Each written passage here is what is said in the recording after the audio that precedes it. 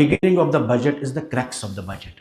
In the first line, he is saying there is neither hope nor healing in this budget. कि ना इसमें दवा है ना इसमें उम्मीद है. Jammu and Kashmir is a young state. 65% आबादी नौजवानों की है. सारी बजट एनालिसिस डी कोड आप करें, there is not even one mention of the youth of Jammu and Kashmir. 65% of the population, which is the challenge and also the opportunity of the Jammu and Kashmir state. Irrespective of our ideologies, BJP के, Congress के, National Conference के, we are a divided state. Jammu is predominantly Hindu area, Kashmir is Muslim area. There are very few things that unite us. But इस session में बैठ के इतना लगता है कि कहीं ना कहीं डेवलपमेंट पे और बजट पे इश्यूज पर we are together. There is consensus whether we are diverse, divided. But कुछ इश्यूज पर हम एक साथ हैं, वो डेवलपमेंट की बात है. कई लोगों ने बजट का क्रेडिट लिया, बीजेपी में कहा ये हमारा नज़रिया है, और कई लोगों ने नेशनल कॉन्फ्रेंस की जब उमर साहब की तारीफें भी की, लेकिन साथ ही साथ जस्टिस मसूदी साहब ने एक लिस्ट गिनाई कि बजट में क्या क्या चीज़ नहीं है. तो सलमान साहब ने भी काफ़ी डिटेल में कहा क्या क्या चीज़ होनी चाहिए. हम ये समझते हैं इनके कॉन्स्ट्रेंट बहुत बड़े हैं, लेकिन क्योंकि आपकी लोगों की पार्टिसिपेशन के बाद एक मुद्दत के बाद बजट बनी है और आपकी दस्तखत के बिना, पार्टिसिपेशन के बिना, आपकी इन्वॉल्वमेंट के बिना ये बजट नहीं बना है.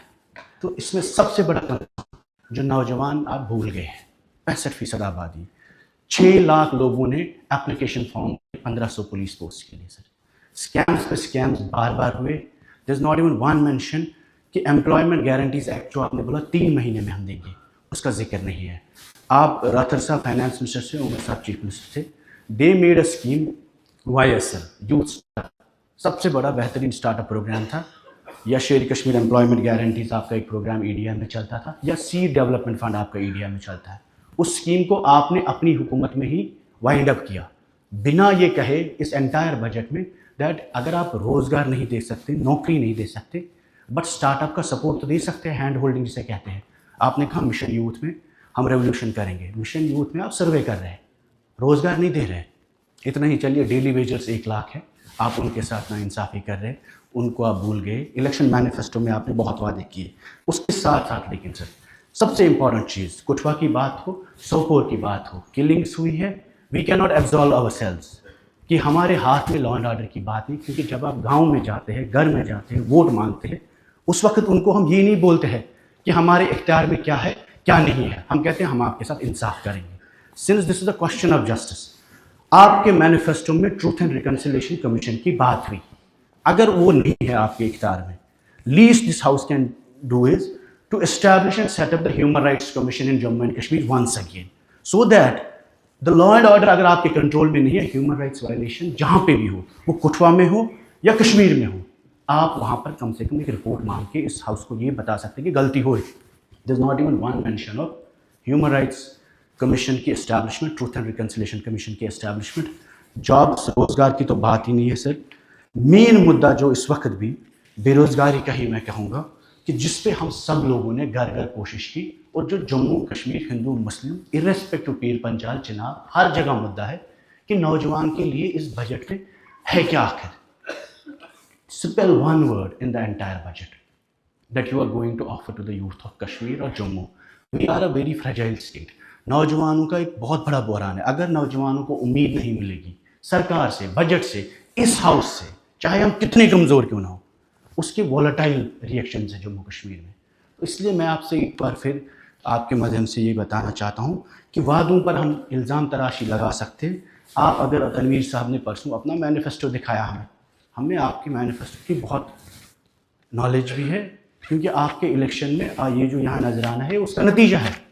अगर आप ऑटोनॉमी से, स्टेट से, 370 से टाइम मांग सकते हैं, लेकिन बेरोजगारी से नहीं, डेली वेजेस से नहीं, कैजुअल लेबर से नहीं.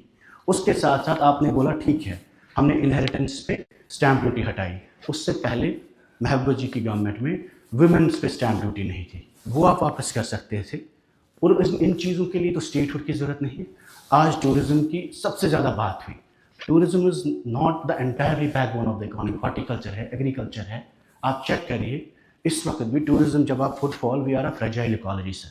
जब बहुत टूरिज़्म बढ़ेगा उससे जम्मू कश्मीर में तबाही होगी, जो आज गुलमर्ग में हुआ. आपने बोला हमारी नॉलेज नहीं है, ऐसा कैसे हो सकता है?